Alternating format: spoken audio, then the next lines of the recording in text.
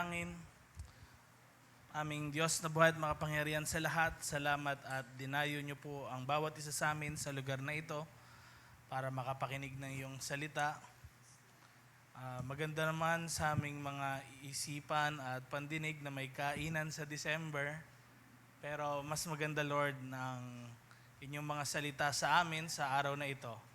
And we thank you, Lord, dahil bubuksan niyo po ang isipan ng bawat isa sa amin tungkol sa unseen realm at maintindihan po ng bawat isa sa amin ang iyong mga salita.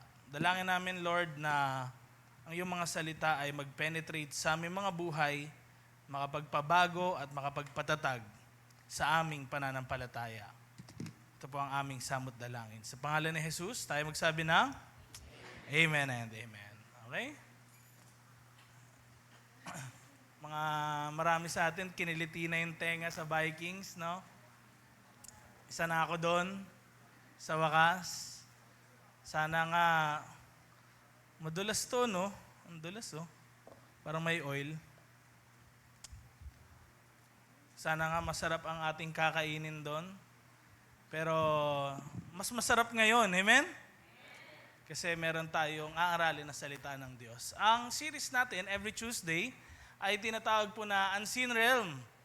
At marami po sa atin kailangan malaman ito dahil noong nakaraan na pag-usapan natin about the voice of God. Pakita nga natin, ayan, na kung saan ang ating Panginoong Diyos na buhay ay nagsasalita pa rin naman kahit sa kapanahunan na ito, pwedeng sa iba't ibang mga uri ng pangungusap sa Bible, pamamagitan ng mga tao, sa pamamagitan din ng mga dreams, visions, at marami pang mga iba. However, sa Bible, usong-uso or parang madalas nababasa natin ang tungkol sa mga prophecies or tinatawag na gift of prophecy.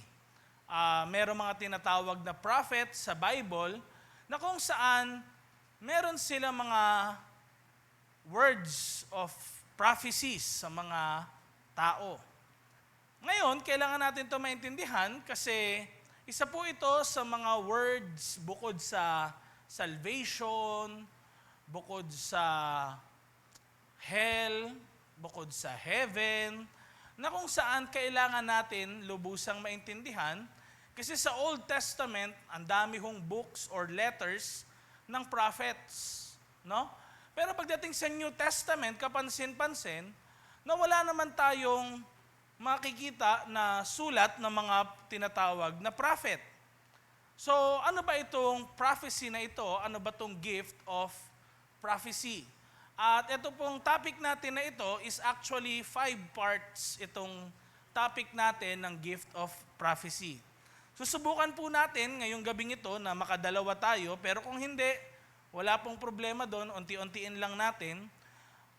Now, kailangan natin maintindihan po, next slide please, na ang Holy Spirit ay nagsasalita pa rin, the Holy Spirit still speaks today, hindi para palitan yung scripture, hindi para palitan yung Old Testament, kung hindi para i-apply kung ano yung meron sa scripture, para palakasin ang mga believers at para ituro ang mga tao kay Jesus. Kapag, syempre, against sa scripture ang tinuturo ng isang tao, siya po ay tinatawag talaga na false prophet. Okay? So, in the last days, meron daw mga antichrist, meron ding false prophet na lalabas. Sila po, yung mga magiging against sa turo ng salita ng Diyos. So, ang totoong prophet ay hindi po siya nahihiwalay sa kung ano yung turo ng salita ng Diyos.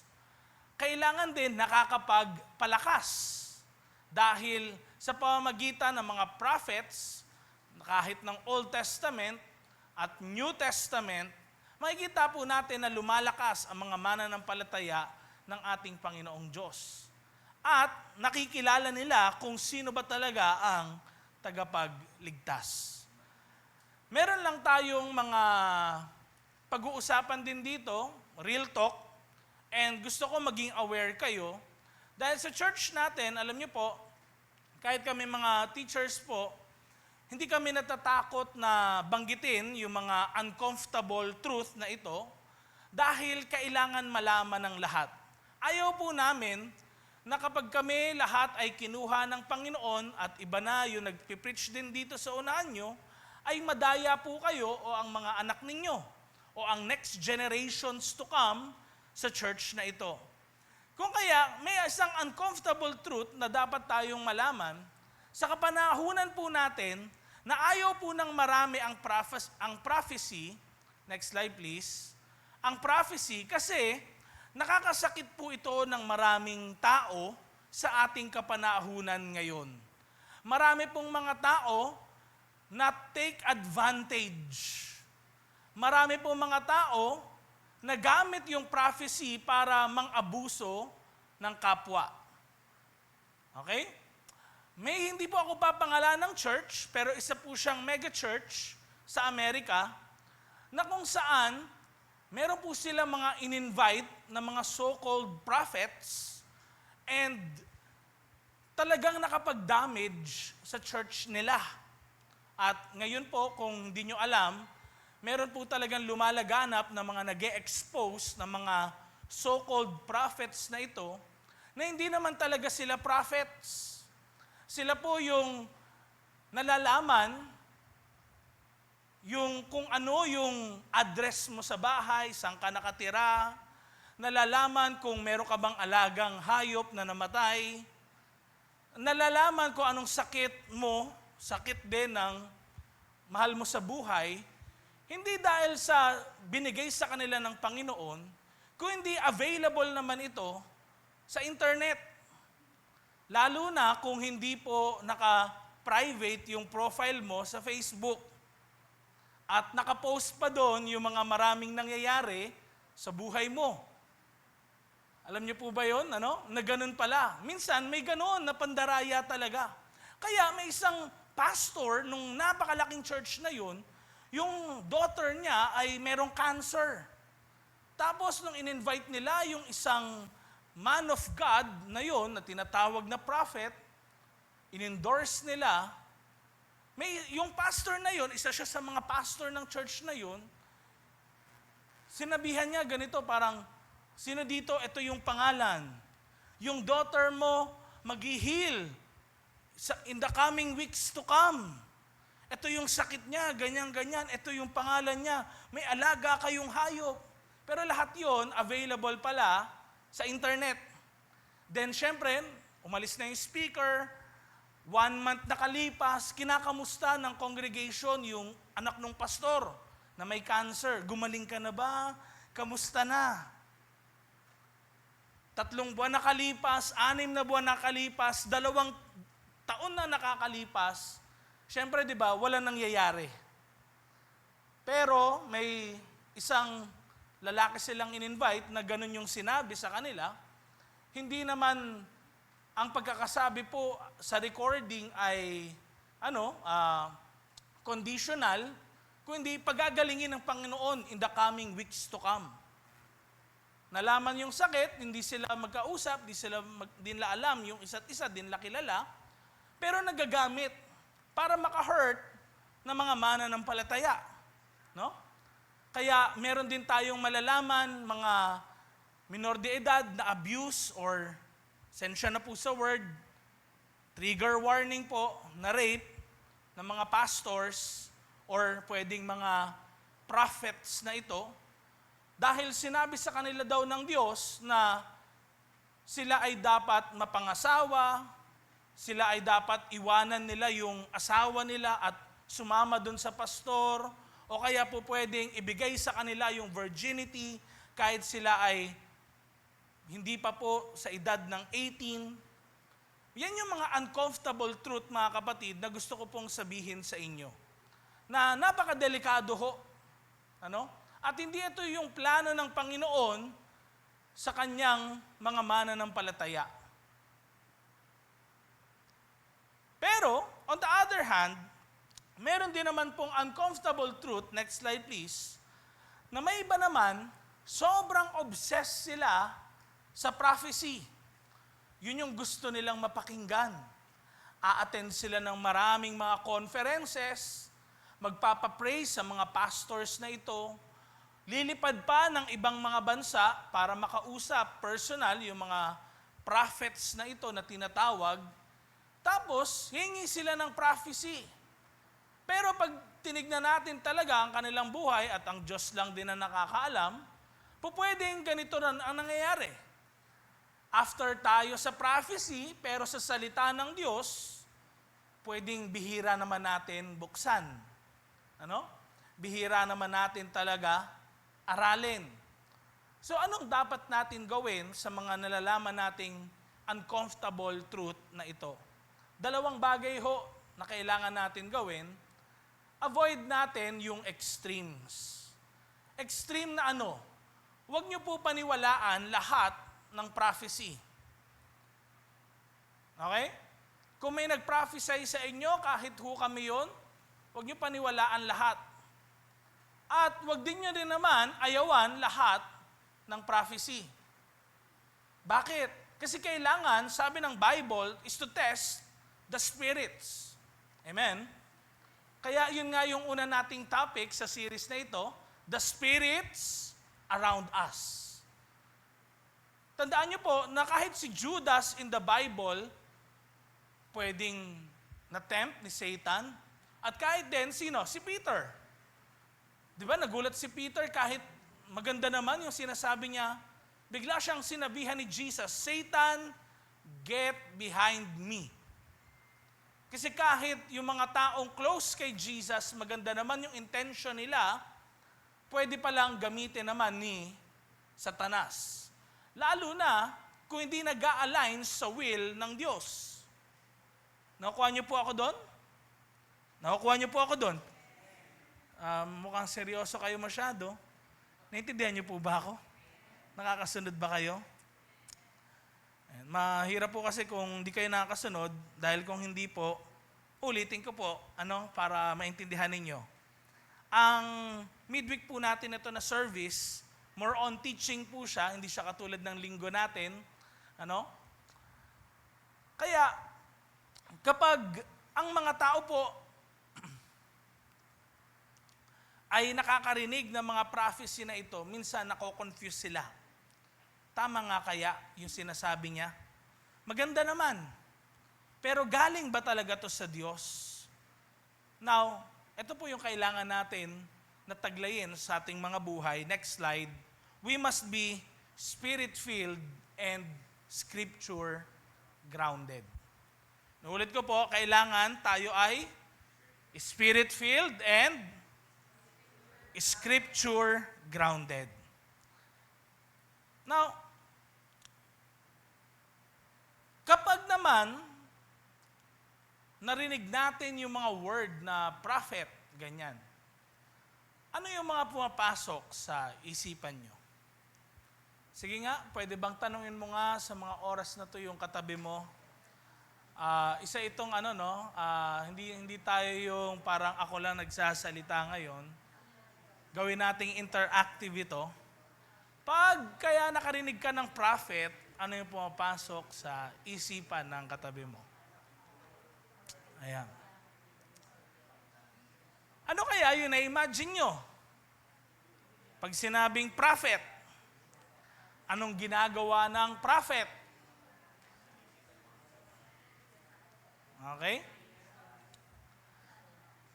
So, kapag kayo nag-type, actually sa YouTube, nag-type kayo sa Google, may mga lalabas doon ng mga profiles ng mga prophet na tinatawag sa iba't ibang mga bansa.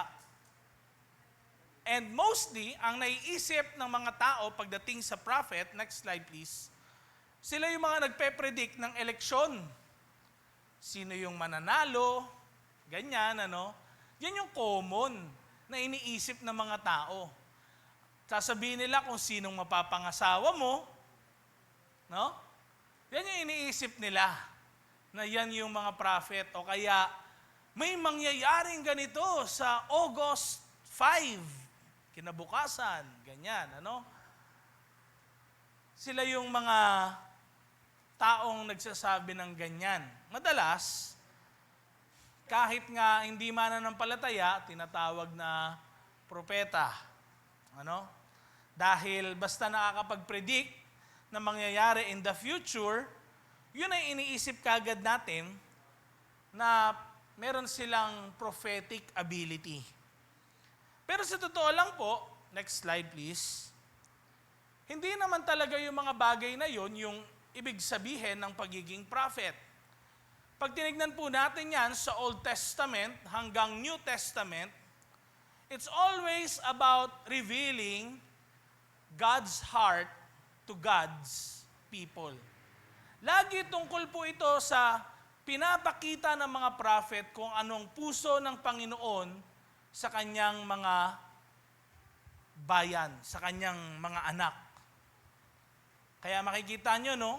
May mga weird, sa totoo lang, sa Bible, pag inyong binasa. Sorry po pero kapag talaga nyo binasa yung ibang mga books ng prophet, ang weird na mga ginagawa nila. Si Hosea kukuha ng promiscuous wife, si Ezekiel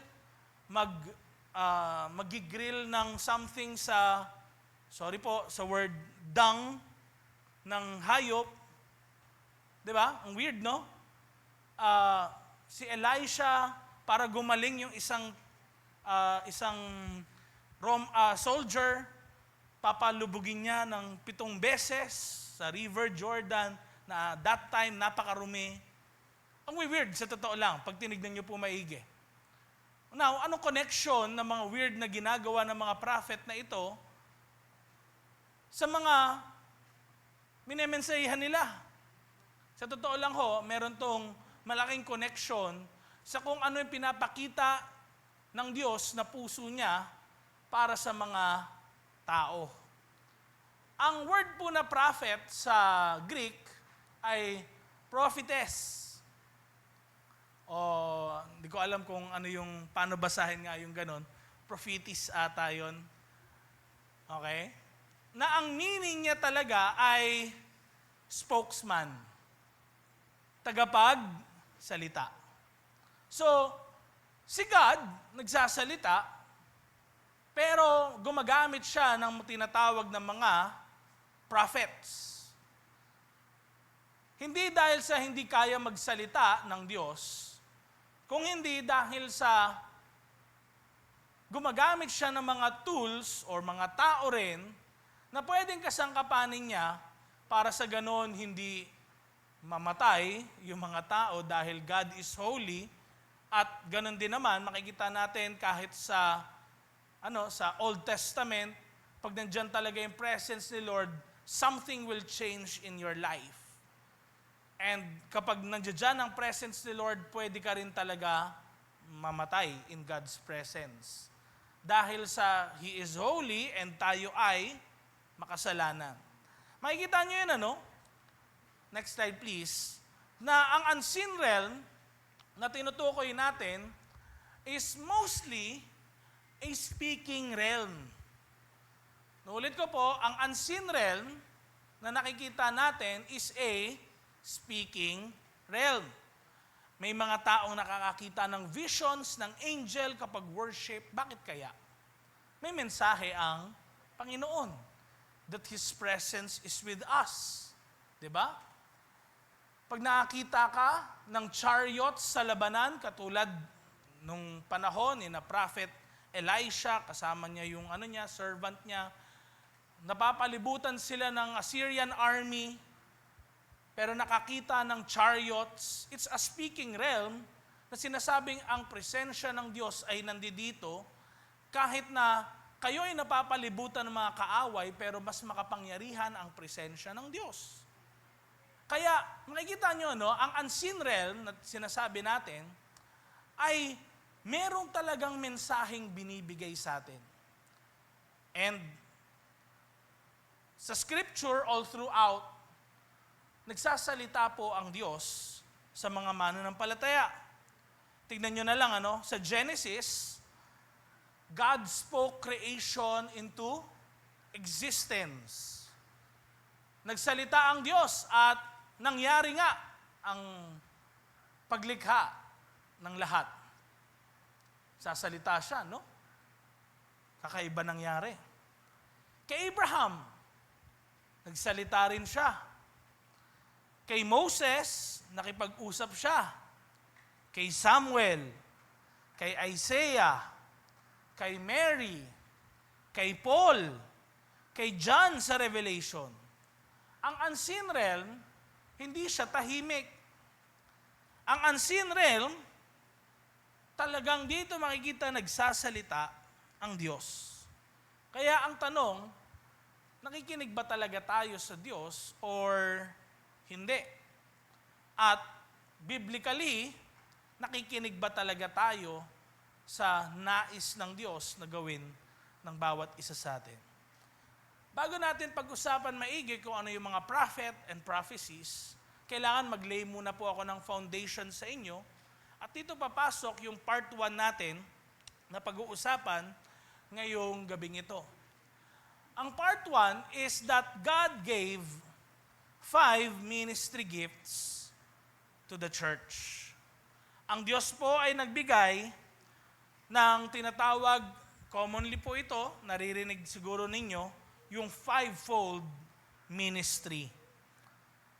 Ang 5 ministry gifts po na ito ng church ay regalo ng Diyos. Katulad ng mga regalo, ano ba nagagawa ng regalo sa atin? Nakakapagpasaya. Nakakapagbigay din ng masarap na pakiramdam, nakakatulong, ganyan, ano? Yan ang gift, nagagawa ng gift. At gusto ko pong linawin sa inyo na itong pag-uusapan natin na 5 ministry gifts ay hindi po ito, next slide, ayan, spiritual gifts.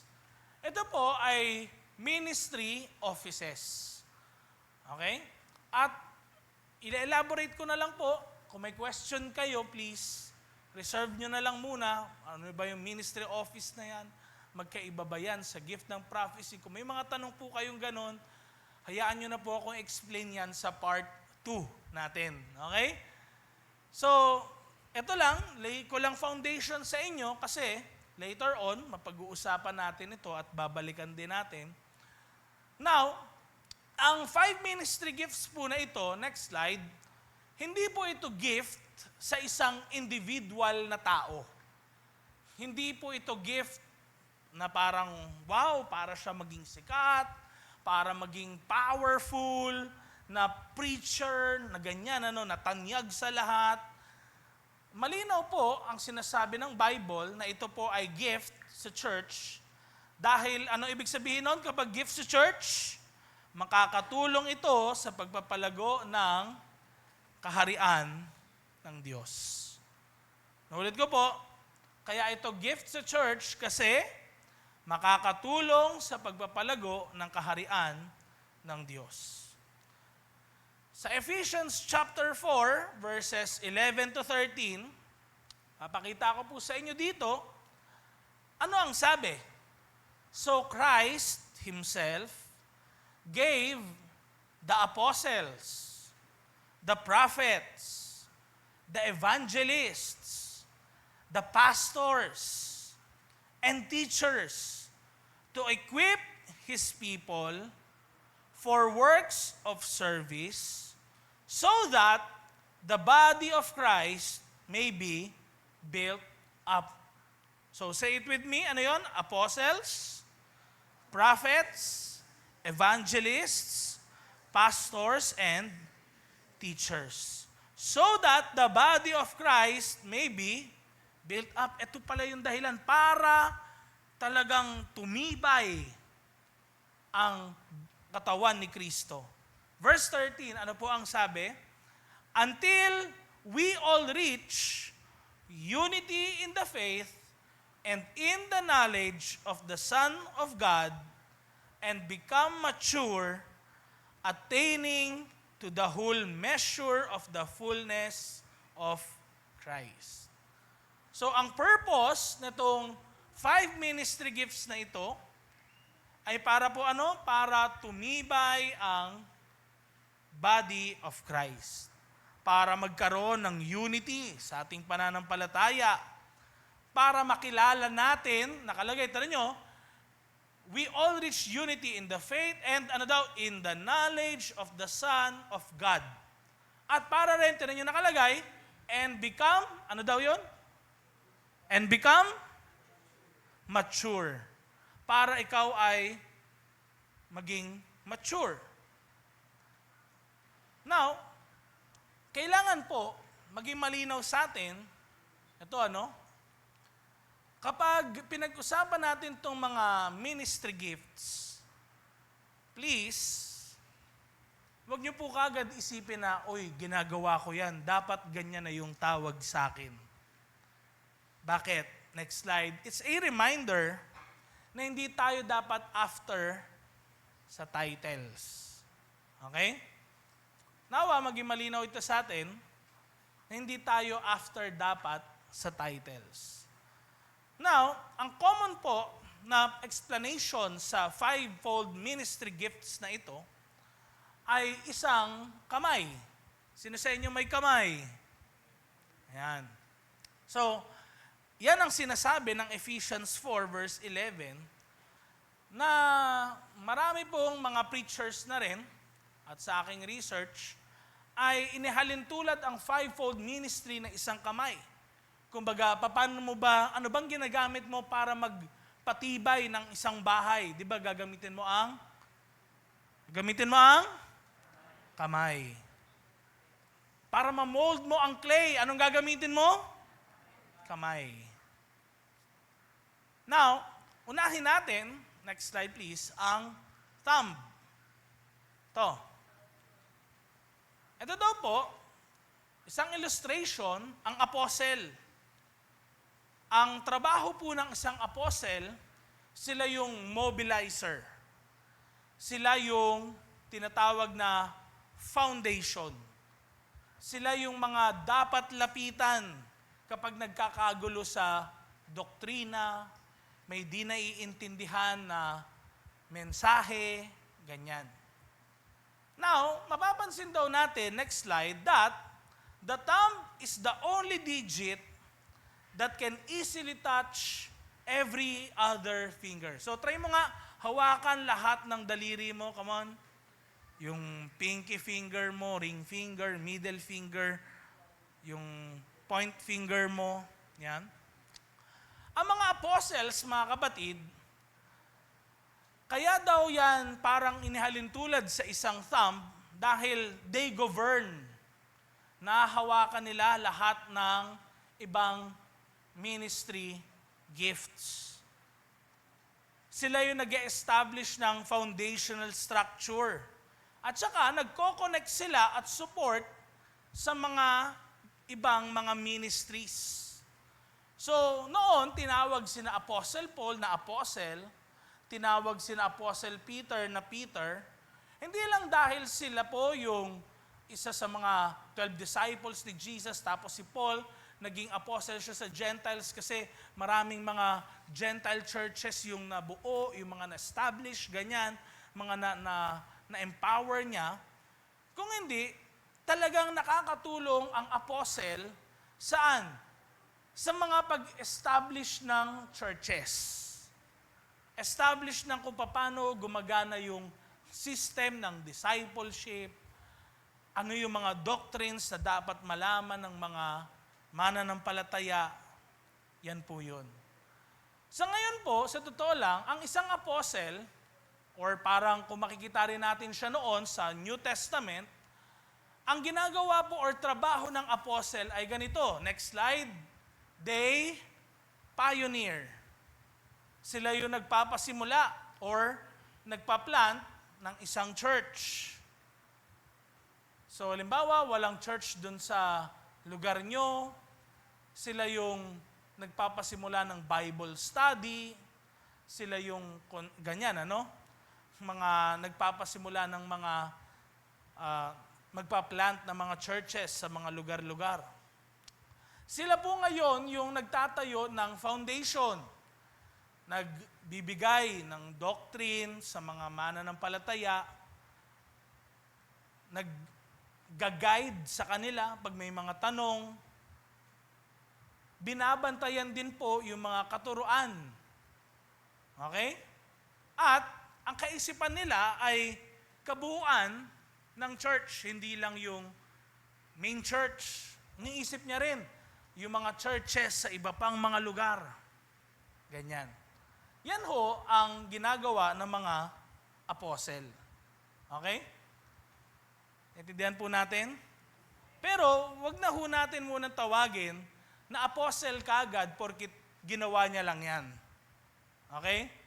Kasi ho, merong confusion na nangyayari ngayon. Bakit? Kapag tinawag ang isang tao na apostle, as if ang feeling ng marami, o kahit yung apostle din na yun, same siya ng authority sa mga apostle ni Jesus at ng nasa New Testament. Kaya ito, no, hindi nyo maririnig sa church natin yung Apostle Ferdinand Baga. May narinig kayong ganon? Hindi, di ba? O kaya Apostle Jace Baga. Walang ganon. Bakit? Kasi ayaw po natin ma-misinterpret. Okay? Una sa lahat. Tandaan nyo po na sa church natin, hindi tayo after sa titles. Okay? Kasi po pwede ka magka-pride yung isang tao at po pwede rin yung member, masyado niyang idolin yung isang mananampalataya ng Panginoon. Okay? At meron pa tayo di-discuss dyan, bukod doon. Pero tandaan niyo po na ito yung function talaga ng isang apostle. Kaya, may kilala ba kayong mga church planters? Consistent sila nagpa-plant ng church, hindi lang yung isang church yung pinlant nila. No? Yung parang ganun talaga sila, tas sila gumagawa ng mga manuals para sa church, tas another church na naman, iba na naman manual nila para doon. Ganun. Gumagawa sila ng mga processes, kada church, ganyan. Yun po talaga ang trabaho ng isang apostle. Now, next, pakita natin, ang index finger naman natin. Ito yung tinatawag din na prophet, visionary. Kapag ikaw ay nagtuturo, saan yung daan papunta sa church? Anong tinuturo mo? Ito ba? Hindi. Ito ba? Hindi. Madalas, alin? Ito. So, index finger.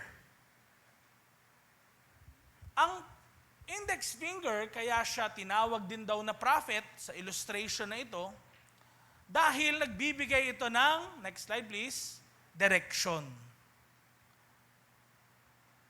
Okay? Direction. At nyo, di ba, nakikita niya siguro sa mga teleserye or what, kapag nagagalit yung magulang, magtanda ka! Nakikita nyo? Di ba, ganun, ano? Ba't kaya ganun? Yung, nila, natural lang ba yun? Pero sa totoo lang, it calls out truth. O kaya, di ba, lagot ka.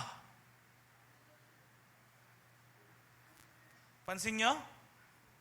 Kino-call out niya.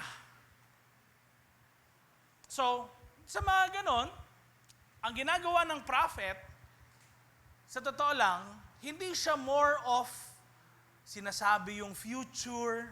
Kasi doon tayo kinikilig lagi eh. Sasabihin yung mangyayari sa future, yung mangyayari sa career mo, anong dapat mong gawin. Doon lagi tayo focus. Pero sa totoo lang, pag tinignan natin, ang ginagawa ng prophet is binibigyan kanya ng direksyon. Kaya siya minsan may kinall out doon sa career mo dahil baka nawawala ka rin talaga sa direksyon. And sometimes yung rebuke galing to sa isang prophet. Okay? Pag nyo po binasa ang mga books ng prophet, yan, sina Isaiah, Jeremiah, Ezekiel, etc., mga books na yan, sa totoo lang po, yung mga future nila na mga prophecies, hindi naman talaga sobrang dami. Alam nyo kung anong mas marami? rebuke and correction. Kaya, eto di natin alam, baka propeta rin pala talaga kung may kilala kayong isang tao na lagi naman tong correct ng correct sa akin, ako na lang napapansin niya. Di natin alam, baka ginagamit din sila pala ni Lord para i-align ang ating mga buhay. Amen? Seryoso ang lahat. Mukhang gusto niyo na ata kumain agad eh. So, unuulit ko po, anong ginagawa ng prophet? Next slide please. They reveal God's heart.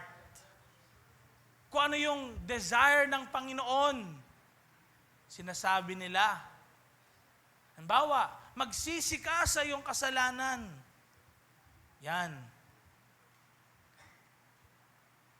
And sometimes may ganito, nababanggit kung ano yung kasalanan mo.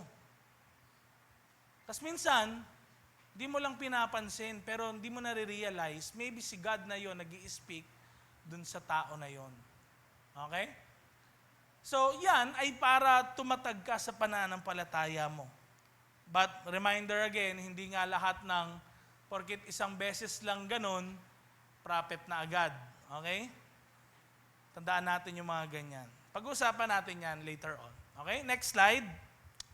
Middle finger naman. Tignan nyo, pag ginanito nyo yung daliri nyo, anong pinakamataas? Yung middle. Bakit? Tinatawag po yan, the rich. Bakit? Kasi, next slide, ang middle finger po natin, next slide please, reaches the furthest out. Pag may inaabot ka, yung middle finger mo, yung pinaka, makakaabot. Pwede bang abutin mo yung nasa kabilang dulo mo? Kalabitin mo lang siya, come on. Maabot mo ba siya ng middle finger mo? Ayan. Yan ang ginagawa ng evangelists talaga. Mga ebanghelista. Ang ebanghelista po, talagang pupunta sila sa malayong lugar para mag-share ng gospel. Maglapit ng Panginoon sa Diyos. Meron po ako niyan, mga professor ko sa Asian Theological Seminary. Talagang pupunta sila ng Nepal, walang wifi, walang internet, may budget lang sila, mawawalan sila ng connection sa mga mahal nila sa buhay for 6 to 7 months. Kasi anong ginagawa nila? Kumakausap sila ng mga tao, nagsishare ng gospel every day. Tapos, nagtatry sila mag-start din ng mga churches.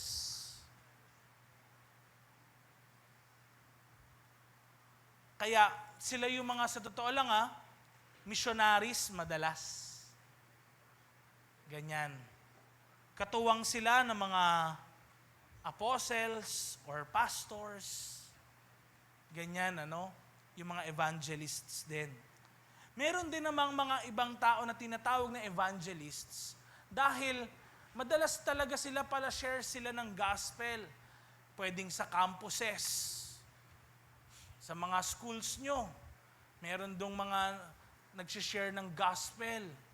Yan, evangelists talaga sila.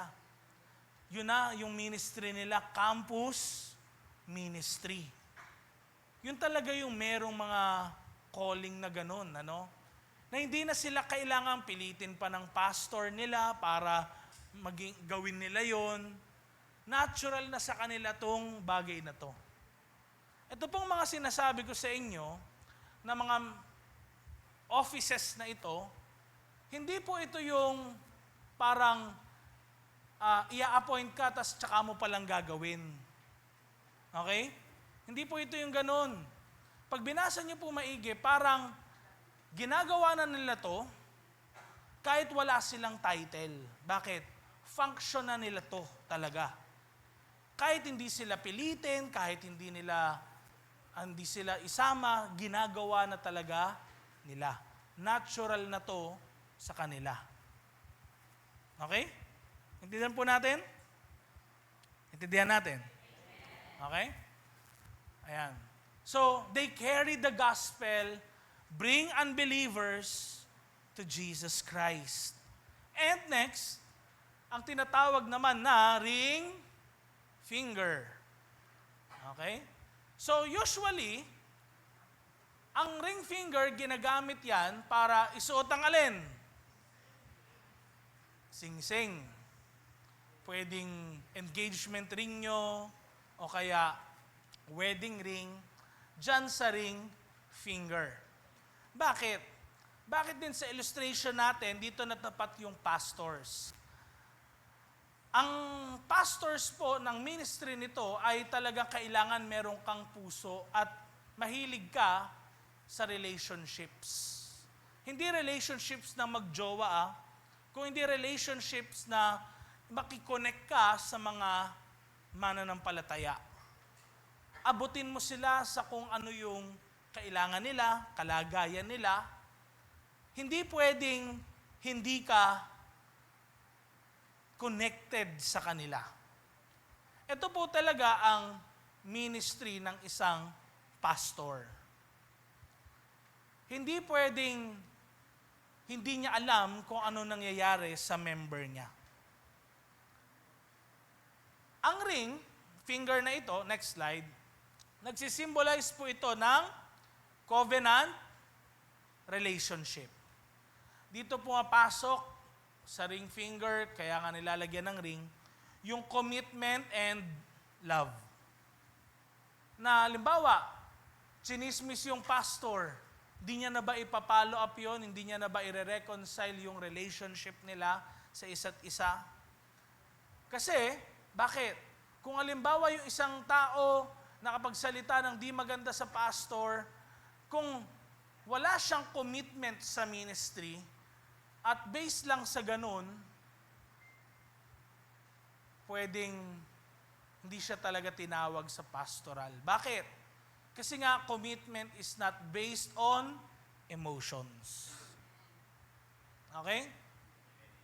So, ganyan sa kahit anong relationship talaga na nagtatagal. Ang commitment, hindi base sa emotion. Kaya ang pastors, ang ginagawa po nila, nagke-care sila. Tinatanong talaga nila kung kamusta na, ganyan. Kaya lang madalas tayong mga members, tayo yung nahihiya. Diba? Ay, ba't ako kinakamusta ni pastor? Siguro akala niya may ginawa akong kasalanan. Yun na kagad, di ba? Parang bihira naman ito mag-chat. Ba't ngayon niya lang ako chinat ng ganito? Pero sa totoo lang, baka it's time na sinabihan siya ni Lord na kailangan lumapit ka rin sa Kanya at that time para makaranas ka rin ng care and attention and talagang close relationship pa para kay Jesus. No? Ang pastors, ginagawa nila, they guard, stay devoted to the spiritual growth of the local flock. Kaya, sa ating church, alam naman po natin, hindi natin talaga magagawa na buong 200 na members sa church ay under kagad ng isang pastor at yung pastor na yon, siya lang magtatanong sa kalagayan ng bawat isa sa kanila.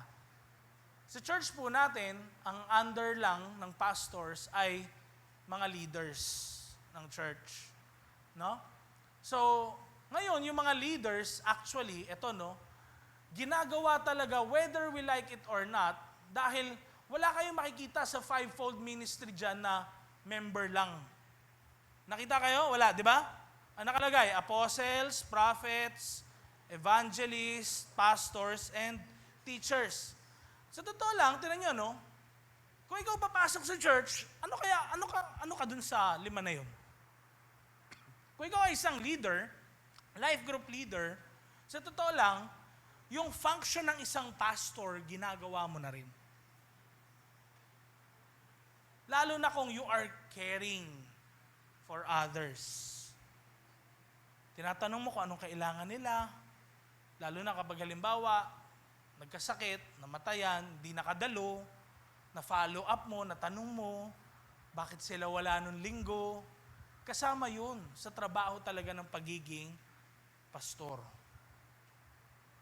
Tignan nyo, wala nakalagay dyan na sa fivefold ministry na musician ka lang, ano pa?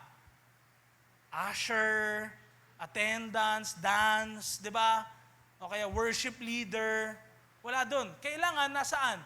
Hindi mag-grow ang church kung worship leader or praise and worship team lahat. No, kailangan? Apostles, prophets, evangelists, pastors, and teachers. So, sa totoo lang, ang isang pastor, hindi niya magagawa na siya lang. Kaya tingnan nyo, no, minsan, pastor siya, pero hindi niya ginagawa yung pagiging pastor. Minsan may ganun na comment. No? Pero di natin nare-realize, baka hindi niya talaga dapat maging function yon. Ang tawag lang sa kanya pastor, pero yung function niya at that time, baka apostle pala talaga. Bakit? Ano ang ginagawa ng apostle? Balikan natin. Tignan niyo, anong ginagawa ng mga apostles? Di ba? They pioneer church. Nagpa-plant sila ng church. Ano pa? Nagbi-build ng, baka gumagawa pala sila ng B1 manual, foundational lessons. Baka sila pala yung nag-aayos ng doktrina ng church. Tapos, tinatouch lang nila yung mga pastors ng church. Kita niyo yun? Kasi bakit? Lumalaki yung church eh. Lumalaki yung church. So, kailangan hindi sila manatiling ganon. Intindihan nyo? Intindihan nyo ngayon? So, nakikita nyo ngayon, dito talaga tumikilos ngayon yung church na kabuuan sa atin. Kaya minsan mapapansin nyo, bakit kaya pag nag-preach si ganito, puro siya correction. Puro na lang siya, eto dapat gawin mo, magsisi ka sa kasalanan mo. Sa totoo lang, baka siya yung prophet sa church. Kaya kailangan mag-grow ng church. Nakikita niyo, no? Ba't kaya kasi ganito? Invite ng invite. Baka siya talaga yung evangelist sa church. Di ba? Meron tayong kapatiran dito nung siya ay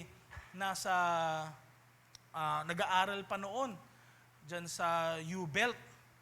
Talagang ang dami niyang mga kapatiran na i-invite dito. Hanggang ngayon, mga leaders na yung iba. Pero sa totoo lang, pag tinanong mo siya ngayon, kung may member siyang personal, wala. Wala siyang member.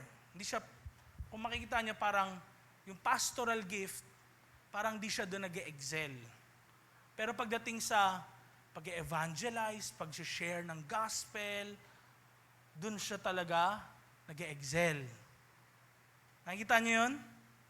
So, may mga ganun sa church natin. Amen? Kaya sabihin mo sa katabi mo, alam mo dito, walang tapon. Lahat kasama sa pamilya ni Lord. Dito ngayon papasok sa family ni Lord yung fivefold ministry gifts. Okay? Next slide. Baka naman di kayo dun sa apat na to.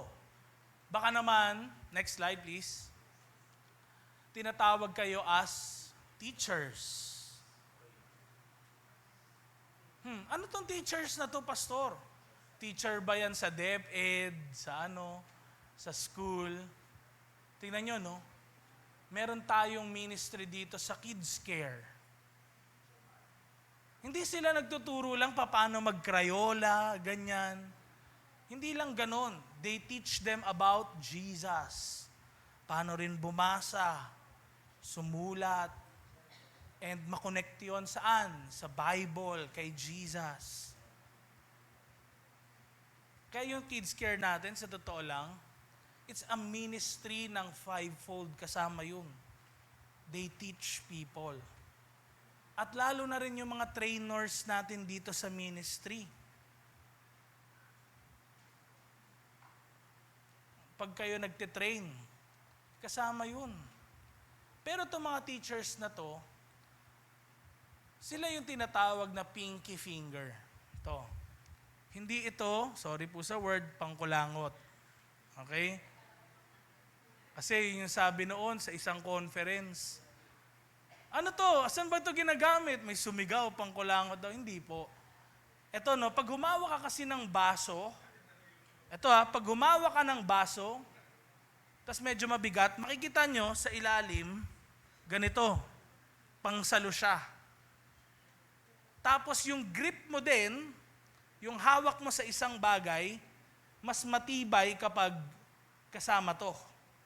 Pag hindi nakahawak to, try nyo ganun yung hawak, kahit pag nagli-lift kayo, hindi ganun ka-stable. Nakuha nyo? Hindi ganun ka-strong and stable yung grip. Okay? Yun yung purpose niya, nagpo-provide siya ng balance. Okay? Sa church. Next slide. So, anong ibig sabihin nito na teacher? Next slide please. Ano sabi? The smallest finger provides structural balance to the hand. Teachers bring grounding truth, handle nuanced details of Scripture, yung mga malalalim, di maintindihan, ini-explain nila, nagpo-provide sila ng balanse. Now, yung teachers, mostly, sa totoo lang po, nagiging function din siya sometimes ng pastor kapag magte-train ng leaders. Ganyan. Kaya sa church natin may tinatawag na School of Discipleship. Doon iti-train. Sa church din natin, meron tayong kung ikaw nakafeel mo, may calling ka to pastor. Diba? Meron tayong tinatawag na Radiant Bible School. So, sometimes yung function na yon, natatouch talaga yon ng mga heads din ng church. Pero, kung lumalaki ang church, hindi lang sila dapat yung maging teachers. Nakuha natin? Nakukuha natin? Kasi hindi lang sila yung capable. Hindi pwede sa church, sa totoo lang, isang tao yung lahat na ikaw ang lahat. Hindi. Si Lord lang yun, siya lang yun lahat. Kaya nga yung song na yun, kinakanta natin sa Kanya. Hindi yun pwedeng sa isang tao, siya talaga lahat. Hindi pwede yung thumb, siya rin yung index, yung trabaho rin ng middle, trabaho ng ring finger, trabaho ng pinky. Hindi pwede. Nakuha natin? So, sa church natin, maririnig nyo lang yan. Pastor Jace, Bishop Ferdy, ganyan. Sa title lang yun, sa totoo lang. Pero sometimes yung function kami sa amin, paiba-iba din. Ako, nagtuturo ako sa Radiant Bible School. Meron din ako hinahawakan na mga lalaki na leader sa church. Pastoring, ginagawa ko din. Sometimes, nakakapag-evangelize kapag nga lumalabas, nagagawa ko sometimes.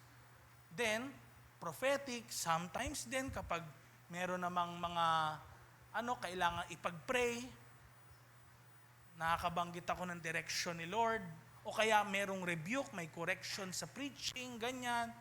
Nagagamit ako ni Lord doon. And sometimes din, sa function ng isang apostle, nakakagawa tayo ng B1 manual, ng foundational lessons, doctrines na ituturo sa lahat, nakakapag-plant ng church. So, makikita nyo, pwedeng nagagawa lang yung function na yun, pero hindi kami pwedeng tawaging apostle. Hindi kami pwedeng tawaging prophet. Kasi, kailangan nyo pong maintindihan, advance nga natin. Teka lang Lagay mo nga sa slide 46. Yun lang. Advance lang natin ng konti. Okay? Ito pagdating sa mga prophets, and nag-a-apply din po ito sa lahat ng fivefold ministry. Ito, maging malinaw sa inyo. Wala po kasing nasalin or na-transfer na authority ng office of the prophets from the early church to the 21st century. Paano na-transfer na authority? Na itong taong to, tinatalaga naming apostle. Diba? Wala na. Parang nung namatay yung mga apostles, wala na tayong mababanggit sa history na tinawag din talagang apostles. Wala rin tayong mababanggit na prophets. Meron, deacon, bishops. Pero yun ba yung mga ministry offices na tinawag ni Paul? Hindi. Ibang tawag na yun. Pero yung tinatawag niya dito na offices, ito yung functions, yung ginagawa ng mga mananampalataya. Kaya kahit sa kapanahunan natin ngayon, pwedeng may isang tao, ganun yung ginagawa niya talaga, pero hindi natin siya tinatawag na apostle, prophet, ganyan. Sa atin lang, general term, ano yun? Pastor. Kasi head siya ng church. Malinaw po? Malinaw? Ayan. So, yun yung kadahilanan nun. Ayan. So, tayo ngayon, dahil ano na rin, 9 something na plus, pakita natin yung second to the last slide ko, to be continued. Okay? Sana marami kayo natutunan sa foundation natin and naliwanagan kayo. At kung meron kayong tanong regarding sa mga, sinabi ko lang muna, wag muna yung dun sa mga offices kasi pag-uusapan natin yan sa part 2 talaga eh. In advance ko lang ng konti yung sinabi ko kanina para malinaw. Ano? Okay? So kung wala na,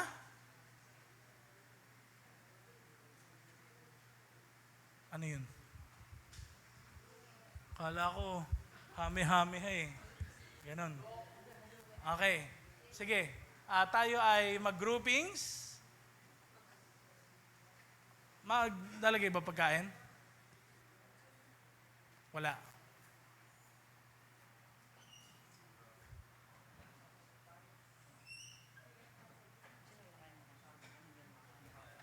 Okay? So, gawin natin, bago tayo mag-close din, for 5 minutes or 10 minutes, sharing tayo, ano yung tingin nyo dun sa fivefold ministry gifts? Yung gift ninyo dun, yung maitutulong nyo sa church natin para lumago ang kaharian ng Panginoon. Okay? Ano dun sa 5 na yon? Kasi wala dong wala dong taga-upo lang sa church. Di ba? Walang ganun eh. Ano ka doon, tingin mo?